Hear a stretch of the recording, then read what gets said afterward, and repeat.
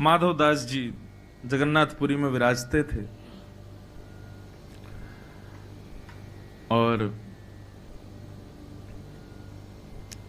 ऐसा वर्णन आता है माधवदास जी के चरित्र में कि जब श्री माधवदास जी जगन्नाथ जी के मंदिर में जाते थे ना, तो जैसे हम जगन्नाथ जी को देख करके मचल जाते हैं, जगन्नाथ जी को देख के उछलने लगते हैं, जय जय श्री जगन्नाथ करके उच्चारण करते हैं, एक झलक पाने के लिए जगन्नाथ जी के आतुर रहते हैं, ऐसे ही असंख्य भक्तों में जब माधवदास आता था ना, तो ब्रह्म वेदी पर बैठे हुए श्री जगन्नाथ जी ऐसे झूमते थे, मेरा माधव आ गया।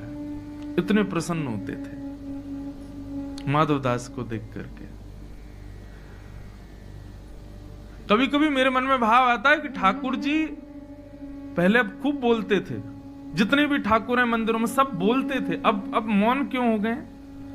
क्योंकि अब हम लोग उनको मौका नहीं देते बोलने का। हम अपनी बात पूरी करें तब तो वो बोले। हमारी बातें पूरी नहीं हो रही हैं, हमारी ही शिकायतें पूरी नहीं हो रही हैं, हमारी ही जिज्ञासाएं पूरी नहीं हो रही, हमारी ही प्रार्थनाएं पूरी नहीं हो रही, तो ठाकुर जी कब बोले? ठाकुर जी बड़े शिष्टाचारी हैं, जब हमारी बात पूरी हो जाएगी तब बोलेंगे। वो इंतजार करते हैं कि थोड़ा मौन रहे तो बोले हम, लेकिन हम बोलने के लिए समय कहां देते हैं ठाकुर जी को? सच बताना, जितनी देर जगन्नाथ जी दिखते हैं लाइन में, उतनी देर में हम लिस्ट पूरी करते हैं अपनी। हे जगन्नाथ जी ये रहे, वो तो मैं बताना ही भूल गया जगन्नाथ जी को कि वो काम भी मेरा बिगड़ा पड़ा है, ये चीज भी मेरी बिगड़ी पड़ी है, ये तो मैं बताना ही भूल गया। एक बार और अंदर ले चलो मुझको, एक बात और बताया हूं जगन्नाथ जी को। कभी जगन्नाथ जी से भी तो पूछो आप कैसे हो? कभी पूछा आपने? मंदिर में जाके श्री जगन्नाथ जी के सामने खड़े होकर कभी आपने ऐसा विचार किया कि लाल जी आप कैसे हैं? कभी पूछा? किसी दर्शनार्थी ने कभी नहीं पूछा।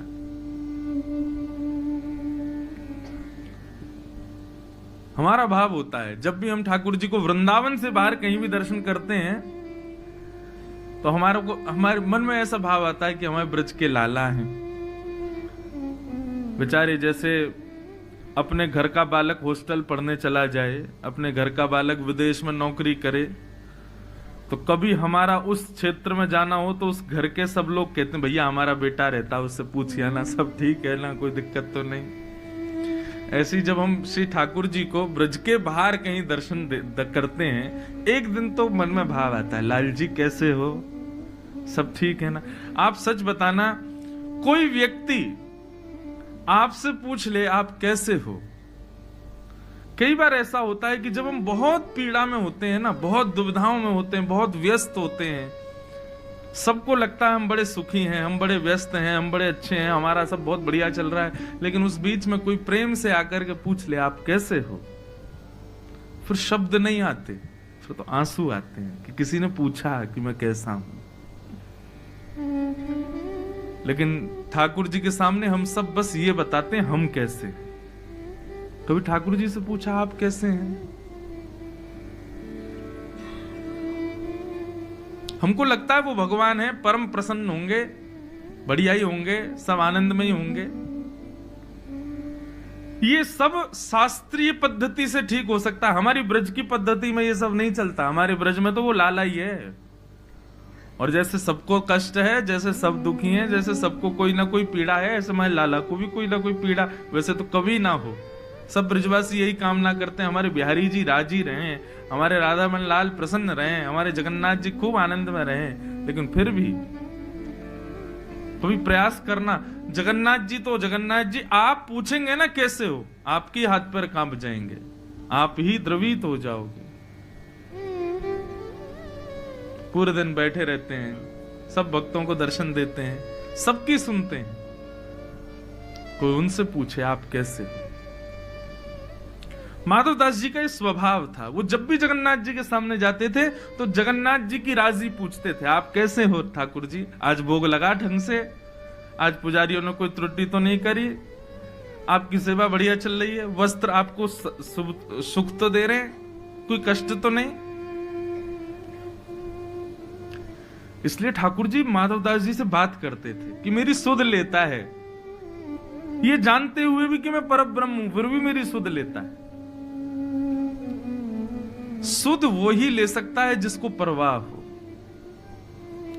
लेकिन हमको अपनी परवाह से फुर्सत कहां, हम ठाकुर जी की सुध कहां से लें।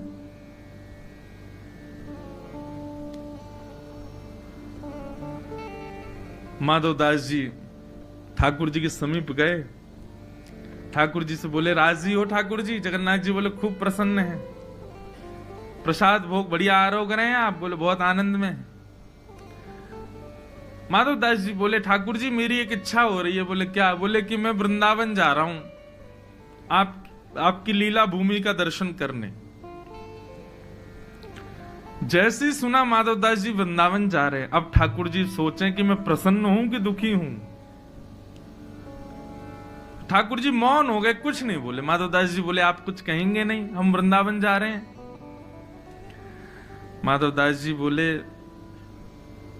क्या कहूं, स्थान ऐसा है कि मैं तुमको रोक नहीं सकता जाने से, लेकिन मन कह रहा है कि तुम्हारे बिना रहूंगा कैसे, मेरा मन कैसे लगेगा। आज भी श्री जगन्नाथ जी दर्शन दे रहे हैं ना, तो निश्चित ही लाखों भक्तों में कोई एक ऐसा भक्त होगा जिससे वो राजी हैं, उसके लिए सबको दर्शन दे रहे हैं। एक भक्त के चक्कर में लाखों लोग दर्शन करते हैं। जगन्नाथ जी किसी ना किसी भक्त की प्रतीक्षा में ही रोज दर्शन खोलते हैं, रोज श्रृंगार करते हैं, रोज भोग आरोगते हैं।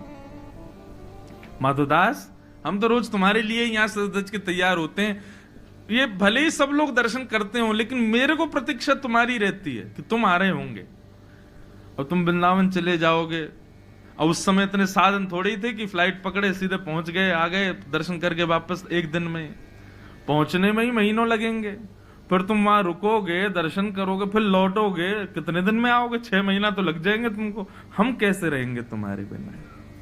भक्ति की परम स्थिति यही है। हम तो ठाकुर जी के बिना रह ही लेते हैं, लेकिन अपनी भक्ति ऐसी प्रगाढ़ हो ठाकुर जी हमारे बिना विचलित हो जाए।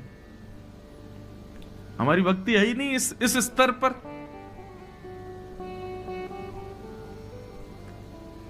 माधवदास जी के वृंदावन जाने के प्रसंग को सुन करके श्री जगन्नाथ जी बोले माधव तुम्हारे बिना कैसे रहेंगे हम, हमारा मन ही नहीं लगेगा। भोग तो लगेगा लेकिन स्वाद नहीं आएगा, श्रृंगार तो होगा लेकिन सुंदर नहीं लगेंगे, आरती तो होगी लेकिन हमको प्रसन्नता नहीं होगी। माधवदास जी बोले तो फिर अब बताओ क्या करें, फिर वृंदावन नहीं जाएं? बोले नहीं, ऐसा भी नहीं चाहते कि तुम वृंदावन नहीं जाओ, वृंदावन तो जाना ही चाहिए।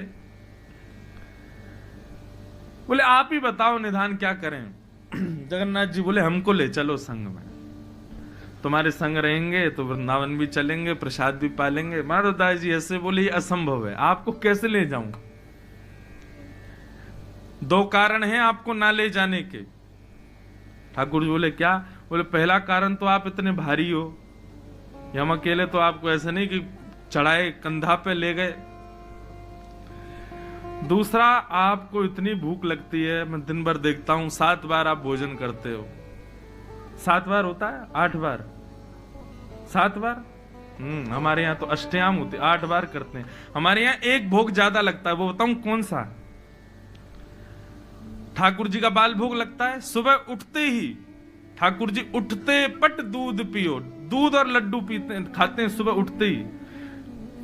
अष्ट सखा तो कहते हैं ठाकुर जी तब तक नहीं उठते जब तक यशोदा मैया दुग्ध को गिलास लाल जी के मोते ना लगा दे।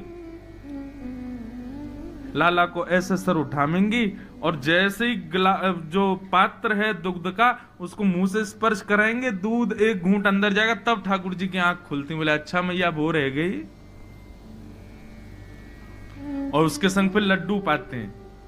बताओ, यहां हम सवेरे उठते ही हाथ देखें, पृथ्वी प्रणाम करें, बाकी बाद माता पिता को प्रणाम करें, बाकी बाद शौचाचार निवृत्त नहा धो के तब कोई अन्न जल ग्रहण करते हो। हमारे ठाकुर जी उठते ही झूठे मुंह दूध पीते हैं पहले तो, और बिना दूध पवाए अगर ठाकुर जी उठा दिए तो पूरे दिन झोंका ही आते रहेंगे, नींद ही आ रही है अभी।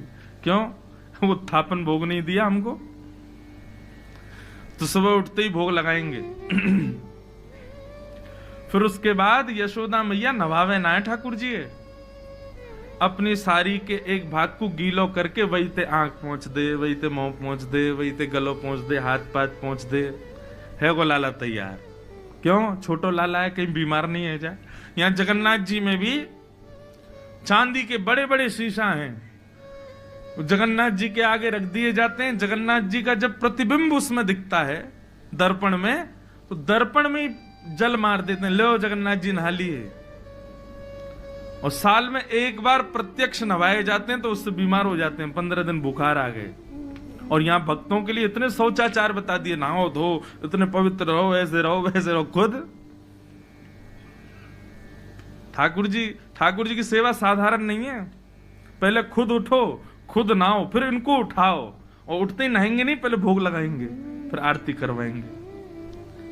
लाड़ लो लाला है ना, लाड़ लो मतलब बिगड़ेल। अब इस बात को कहीं काट के कोई वायरल नहीं कर दे कि महाराज जी ऐसे बोल रहे थे। लाड़ लो लाला है, प्यार चाव को धोना। प्यार चाव के तो बिल्कुल अधीन है। पूरे दिन ऐसे आलस में रहे कि यह हाथ को भी उठा के कोई और ही धर दे, मैं ना उठा पाऊंगा या है।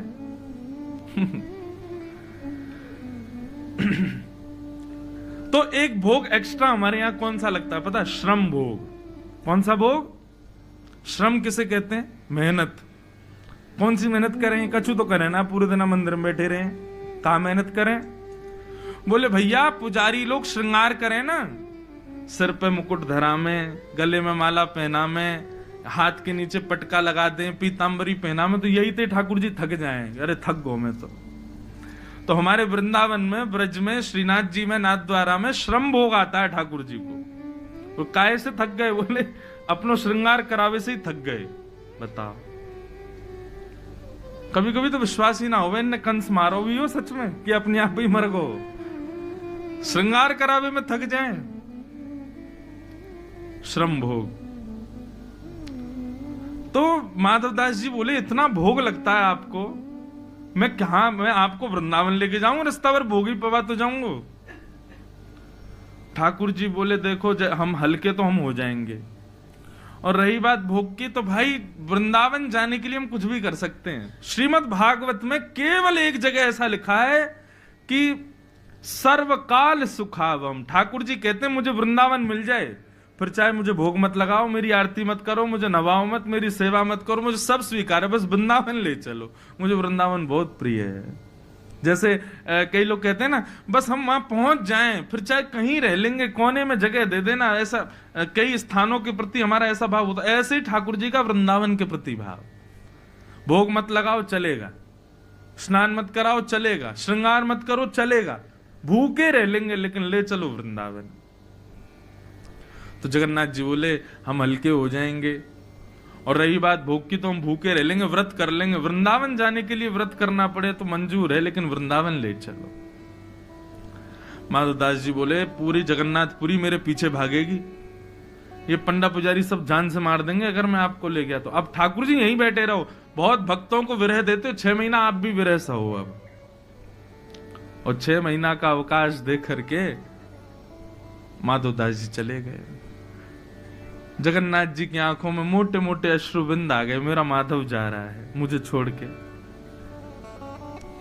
जगन्नाथ जी को समझा रहे हैं माधवदास जी, जैसे कोई बालक को समझाता है। अरे मैं आ जाऊंगा, रो मत आप, मैं अभी आ जाऊंगा। सोचो कैसी भक्ति माधवदास की। उसके मंदिर से निकलने पर श्री जगन्नाथ जी विरहातुर हो रहे हैं। एक बार हम ना दंडवती परिक्रमा लगा रहे थे गोवर्धन की, एक बार लग गई बस बहुत है, वो लगाई ली बस हमने जैसे तैसे। वैसे ब्रजवासी इनको ज्यादा व्रत नियम करवे की आवश्यकता ना है, ब्रजवासी कर लें तो बहुत बड़ी मानो। ठाकुर जी भी देखें वाह ब्रजवासी दंडवती कर रहा है। तो एक बार हमने दंडवती करी, तो हमारी दंडवती प्रसिद्ध है, मैं कथा में कई बार बता चुका हूं, लेकिन माधवदास जी से थोड़ी मिली हुई बात है इसलिए बता रहा हूं। दंडवती लगाने में एक हिष्ट पुष्ट व्यक्ति को ज्यादा से ज्यादा 1 सप्ताह का समय लगेगा। 1 सप्ताह में दंडवती 21 किलोमीटर की हो जाती है, और ज्यादा शीघ्र भी नहीं करना चाहिए, तो 1 सप्ताह लगता है। लेकिन हमको लगे 16 दिन, और 16 दिन भी कैसे लगे। पहली दंडवती के 10 दिन के पड़ाव हमने पूरे किए दीपावली के पास। तो दीपावली पर 10 दिन हमको पूरे हुए तो हम पहुंच गए थे जतीपुरा। और जतीपुरा पहुंचते ही महाराज घर वालों के फोन आए, बोले कि भैया अब दंडवती में ही रहोगे, दीपावली है, घर आ जाओ। हमने कहीं बीच में परिक्रमा छोड़ के आ जाएं, तो बोले अरे ब्रजवासी इनको तो सब छूट है, आ जाओ। तो हमने कही गिरिराज बाबा अब हमारी कथाएं हैं और कुछ दिन के लिए घर जा रहे हैं, फिर कथाएं उससे जब अवकाश मिलेगा तब आएंगे बाकी पूरी करने। तो दंडवती 10 दिन की वहां पूरी करके हम चले गए। फिर उसके बाद हमको समय मिला होली के पास। तो होली के पास 6 दिन और लगाए। तो हुआ क्या कि वहां आज भी गोवर्धन में आपको पता होगा 3 महात्मा ऐसे हैं, वो 3 परिक्रमा रोज लगाते हैं, 21 किलोमीटर की 3 परिक्रमा रोज। तो जब हम दंडवती लगाते थे ना, तो वो बाबा, तीनों बाबा पीछे से आते, जानते थे, जैसे ही हमको देखते तो पीछे से प्रणाम कर लेते थे। मैंने बाबा आप प्रणाम मत करे। अरे नहीं नहीं, ब्रजवासी हो, वक्ता हो, व्यास जी के पुत्र हो, कथा सुनाते हो और आप दंडवती लगा रहे हो। आज तो गिरिराज जी भी आनंदित हो रहे होंगे, बताओ ब्रजवासी दंडवती लगा रहे हैं। तो उनसे बैठ के ऐसे संवाद होता था। अब 10 दिन लगावे के बाद हम तो चले गए कथा करने। 6 महीना बाद जब मैं अपनी बची हुई दंडवती पूरी करने आया तो बाबा ने पीछे से देखा, उनको लगा इन्होंने दूसरी दंडवती शुरू कर दी है। एक हो गई 6 महीना पहले, अब ये दूसरी दंडवती लगा रहे हैं। तो बाबा इतने भाव विभोर, धन्य धन्य, जय हो भैया गिरिराज बाबा, ब्रजवासीन की जय। यहाँ लोग एक बार दंडवती लगाएं तो 5 साल तक आते नहीं, आपने 6 महीना में दूसरी शुरू कर दी। मैंने बाबा पहली चल रही है अभी तो 10 दिन पूरे हुए हैं, 6 दिन अभी तो जतीपुरा पे छोड़ के चले गए 6 महीना पहले, अब बची हुई पूरी करने आए हैं। तो बाबा बोले अरे राम राम, फिर तो आप तो बिल्कुल ही वो, बताओ 7 दिन में पूरी हो जाती है, आपकी 6 महीना से भी अटकी पड़ी है, इतना समय क्यों लग रहा है? तो मन में एक भाव आया, मैंने कि देखो बाबा, कोई मेहमान घर पे आवे लेकिन वो मेहमान पूरे घर के लोगों को परेशान करे, सुबह चाय पिलाओ, नाश्ता कराओ, भोजन कराओ, ये खिलाओ वो खिलाओ, तो घर के लोग क्या करते हैं, एकांत में जब बैठते हैं बोले कब जाएगा ये, दिमाग खराब कर रखा है इसने, सुबह ये खिलाओ वो पिलाओ, कब जा ही नहीं रहा है, इसकी वापसी कब की है? बोले 5 दिन हो रहे। अरे राम 5 दिन कैसे कटेंगे? मैंने कहा लेकिन कई मेहमान घर में ऐसे आ जाते हैं, मैंने कहा वो चाय की पत्ती भी खुद ही ले आते हैं, बच्चों को 500 रुपये रोज दे देते हैं, घर में रोज मिष्ठान आ रहा है, रोज घर के लोगों को खिलाने ले जा रहे हैं और पैसा खर्च खुद ही कर रहे हैं। तो ऐसे मेहमान के जाने का समय आता तो घर के लोग रोते हैं, भैया ये जा क्यों रहा है, 2-4 दिन और रुक जाए, अरे 5-6 दिन और रुक जाओ। कई बार तो इतने हम अधीन हो जाते हैं कि मेहमानों की टिकट तक कैंसिल करवा देते हैं, भैया तुम जाओ मत, तुम रुको, हमारे संग ही चलना। तो मैंने कि बाबा जो लोग 7 दिन में परिक्रमा करके चले जाए ना, गिरिराज बाबा उन्हें भगा दे, बोले अरे जल्दी जाओ तुम कर आगे भैया, तुमको खूब बल मिल जाए कि जल्दी तुम्हारी पूरी है जाए परिक्रमा। मैंने हम 6 महीना से अटके पड़े हैं गिरिराज बाबा, रोज के नेक और रुक जाओ, एक दिन और रुक जाओ, नेक और हमारे पास रहो। मैंने कि हम प्यारे लग रहे हैं गिरिराज जी को, यहाँ हमारे 6 महीना से अटके पड़े हैं यहीं पे, जो जल्दी चले जाए समझो कि गिरिराज बाबा जल्दी भगा दिए। तो ये भाव सुन के बाबा इतने प्रसन्न हो गए, बोले अरे आपके भाव देखो। अब कहने को तो वो कितनी दुर्बल बात है कि बताओ 7 दिन में होने वाली परिक्रमा 6 महीना से अटकी पड़ी है, लेकिन हमारा भाव बोलो कि भैया गिरिराज बाबा जानबूझ के ना लगन दे रहो ताकि हम और दिन कछु उनके पास रहें, ब्रजवासी इनको पा करके बाबा और प्रसन्न है रहो, गिरिराज बाबा और आनंदित है रहो, ये हमारे 6 महीना से अटके पड़े हैं। तो श्री माधव दास जी के प्रति भी जगन्नाथ जी का वही स्नेह, बार बार माधव दास जी से कहें कि मत जाओ, अरे रास्ता बड़ा दुर्गम है, रास्ते में तुमको बड़ी आदि व्याधि हो जाएंगी, ऐसे हो जाएगा, लेकिन चाहते भी हैं कि ये वृंदावन जाए। अंत तो गत्वा माधव दास जी जगन्नाथपुरी से चले गए। उस दिन जगन्नाथपुरी में घनघोर बारिश हुई, मानो जगन्नाथ जी रो रहे हैं, मेरा माधव जा रहा है। माधव दास जी अकिंचन थे, बिल्कुल ज्यादा भूख प्यास भोजन इसकी उनको ज्यादा जरूरत नहीं, जगन्नाथ जी का दर्शन ही उनका भोजन था, बिना दर्शन के भोजन नहीं सुहाता था। चित्त में श्री जगन्नाथ जी बैठे हैं, वृंदावन की यात्रा पर जा रहे हैं। एक दिन व्यतीत हो गया, चलते चलते दूसरा दिन व्यतीत हो गया। रात्रि में किसी गांव में जाकर के किसी वृक्ष के नीचे सो जाते। वृंदावन की यात्रा चल रही है। तीसरा दिन प्रारंभ हुआ। श्री माधवदास जी एक एक सप्ताह भी जल पी करके रह लेते थे, उनको भूख ज्यादा लगती नहीं थी। लेकिन आज तीसरा दिन ही प्रारंभ हुआ और सुबह उठते ही माधवदास जी ने जैसे ही स्नान किया, स्नान करते ही उनको भूख लगने लगी। इतनी जोर की भूख लगी महाराज की अब तो वो व्याकुल हो गए। माधवदास जी मन में विचार करें कि इतनी व्याकुलता मुझे संपूर्ण जीवन में नहीं हुई, मुझे इतनी व्याकुलता क्यों हो रही है, मुझे इतनी भूख क्यों लग रही है, मुझे इतने अन्न की प्यास क्यों लग रही है। फल ढूंढने लगे, नहीं फल मिले तो व्याकुल हो गए, कहां जाऊं, क्या खाऊं। नीम के पत्ते खा लेते हैं, किसी वृक्ष के पत्ते ही तोड़ के खा लेते हैं, पेट भरे कैसे भी, इतनी व्याकुलता। तब ये गांव दिखाई दिया। माधवदास जी दौड़ करके गए और किसी का गेट खटखटाने लगे। एक बुजुर्ग मैया बाहर आई, बोले मैया मैं आपके आगे हाथ जोड़ रहा हूं, मुझे आप कैसे भी करके कुछ पवा दीजिए, मुझे बहुत तेज भूख लगी है। अरे बाबा ने डटो, बिराजो। बोले अब रुकने का समय नहीं है, कच्चे चावल बन जाएं, रूखी रोटी दो, कुछ भी दो, और कुछ नहीं तो आटा ही दे दो, मैं खा लूंगा, मेरा पेट भर जाए। इतनी व्याकुलता। मैया ने रोटी सब्जी आदि सब पात्र में रख करके माधवदास जी को दी। माधवदास जी तो ना देखें कि कैसे क्या खाना है, बस खाते जा रहे हैं, खाते जा रहे हैं। सामने बुजुर्ग मैया आकर के बैठ गई। बोले बाबा ने आराम थे, ने धीरे थे। अरे भैया गले में अटक जाएगा, ने प्रेम ते पाओ, और अकेले अकेले पाए जा रहे हो, इतनो सारो खाए जाओ, बगल में नेक सो सांवरो सो बालक बैठो, या तो खवाओ। माधवदास जी बोले कौन बालक बैठा है? बोले आपके बगल में देखो कितनो प्यारो सा बालक बैठा है, बेचारो ऐसे टुकुर टुकुर आपकी थाली की ओर देख रहा, उसको क्यों नहीं पवा रहे हो? माधवदास जी के साथ कोई नहीं था। माधवदास जी बोले मैया मैं अकेला बैठा हूं यहाँ पे, कोई नहीं है मेरे साथ। अरे बाबा मुझे तो लगे भूख रोटी चावल देख करके आप ये भी भूल गए कि एक नेक्स्ट से बालक आपके बगल में बैठा। माधवदास जी बोले बैठा कहाँ है, मुझे तो नहीं दिख रहा। बोले बगल में बैठा है। बोले कैसा दिखता है बताओ? बोले बड़े बड़े नेत्र हैं, सांवला सा स्वरूप है, और ऐसे छोटा सा बालक है, घुंघराले केश हैं।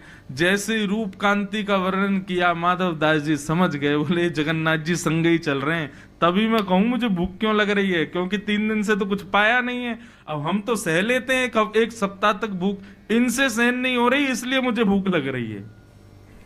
माधवदास जी को तो दिखे नहीं ठाकुर जी। माधवदास जी प्रसाद पाकर के बाहर आए, नेत्र बंद करके जगन्नाथ जी का स्मरण किया। बोले जय जय, मैंने मना करी ना, आप मत चलिए, आपसे भूख सहन नहीं होगी, आप आ गए। बोले कि अब हमारा विग्रह जगन्नाथ जी में बैठा है, लेकिन आत्मा से तो प्राण से तो हम आपके संगी वृंदावन जा रहे हैं। और निश्चित मानो माधवदास, जब कोई जगन्नाथपुरी से वृंदावन जाता है ना, तो मैं एक क्षण के लिए उसके संगी जाता हूं, फिर आ जाता हूं वापस। लेकिन एक बार को कोई वृंदावन जाए तो मुझे इतनी रुचि लगती है कि मैं उसके संगी जाता हूं। माधवदास जी बोले अब क्या करें, आपको तो बार बार भूख लगेगी। अब तो यही हो गया कि माधवदास जी दिन में 8 बार भोजन कर करके पहुंचे वृंदावन। क्यों? ठाकुर जी संग चल रहे हैं।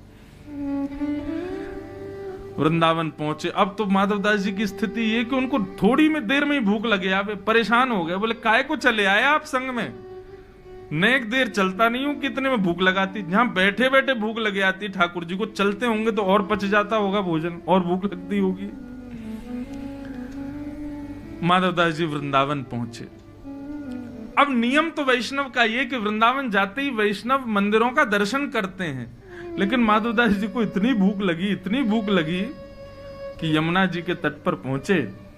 यमुना जी में स्नान किया, तुरंत कहीं से चने लाए और चने ला करके रूखे चने ही खा ली। क्या करें, भूख मिटाएं कैसे भी। चने खा लिए। चने खा करके जब थोड़ी भूख शांत हुई, तब माधवदास जी बोले अब चलो वैष्णव मंदिरों के दर्शन करें। यमुना जी को प्रणाम किया। वृंदावन में विचरण करते हुए श्री वृंदावन बिहारी लाल के दर्शन करने के लिए जैसे ही निधिवन राज पहुंचे, निधिवन में कुंज बिहारी विराज रहे थे, स्वामी श्री हरिदास जी सेवा कर रहे थे, सब रसिक संतों के साथ में।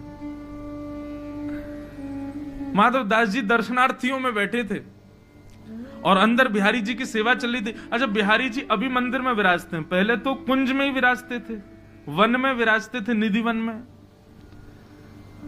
स्वामी श्री हरदास जी सेवा करते करते अंदर से बाहर आए और दर्शनार्थियों बोले, भैया तुम में से माधवदास कौन है? माधवदास जी बोले, इनको मेरा नाम कैसे पता है? माधवदास जी बोले, भैया हम हैं। बोले, तुम जगन्नाथपुरी से आए हो?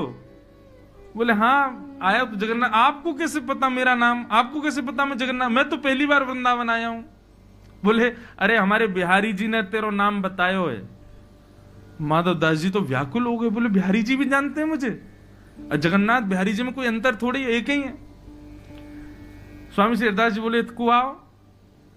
माधवदास जी उठ करके गए, स्वामी जी के पास में जाकर के बैठे, स्वामी जी से बोले, बताइए ना बिहारी जी को मेरा नाम कैसे पता? उनको कैसे पता मैं जगन्नाथपुरी से आया हूं? तो बताए, एक ही तो है जगन्नाथ जी और वो। तो माधवदास जी बोले, क्या बोला बिहारी जी ने? बोले, बिहारी जी ने ये बोलो कि मैंने भोग रखो ठाकुर जी के आगे, और जैसे ही भोग रखो तो बिहारी जी ने मुंह फेर लिया। बोले, भूख ना लग रही। मैंने, क्यों? आप तो भोजन देख करके मचल जाते हो, आज कह रहे हो भूख ना लग रही? बोले, अरे कहा करूं, माधवदास आया हो, माने मुंह को रूखा चने खवा दिए, और रूखे चने खावे तो मेरो पूरा गलो सूख गयो, मेरो पेट भर गयो। रूखे चने ही मेरो पेट भर दियो आज वाने। माधवदास जी ने जैसे ही सुना कि मैं तो जमुना जी के किनारे बैठ के प्रसाद पा रहा था, चने पा रहा था, क्यों जगन्नाथ जी मेरे संग हैं, लेकिन मेरे पाने से ठाकुर जी तृप्त हो रहे हैं, ये बात सुनकर के माधवदास जी भाव विभोर हो गए। स्वामी जी बोले, अब चल तो को बिहारी जी के दर्शन कराएं। जैसे कपाट खोले, एक क्षण को जगन्नाथ जी दिखे, दूसरे क्षण में बिहारी जी, फिर एक क्षण को जगन्नाथ जी, दूसरे क्षण में बिहारी जी। माधवदास जी आनंदित हो। दिनों दिन तक निधिवन राज में ही रोते रहे, बिलखते रहे, कितना प्रेम करते हैं श्री जगन्नाथ जी मुझसे। मैं पाता हूं तो पेट इनका भरता है, हम तृप्त होते हैं तो पेट इनका भरता है। जगन्नाथपुरी में तो ये बात सार्थक है कि महाप्रसाद का भोग जगन्नाथ जी के सन्मुख रखने के बाद सब वैष्णवों को दिया जाता है। इसलिए स्कंद पुराण में वेदव्यास जी कह रहे हैं, एक धन भी, एक तिनका भी झूठा मत छोड़ो। क्यों? क्योंकि आप नहीं पा रहे हो, आपके गर्भ में बैठ करके श्री जगन्नाथ जी पा रहे हैं महाप्रसाद को।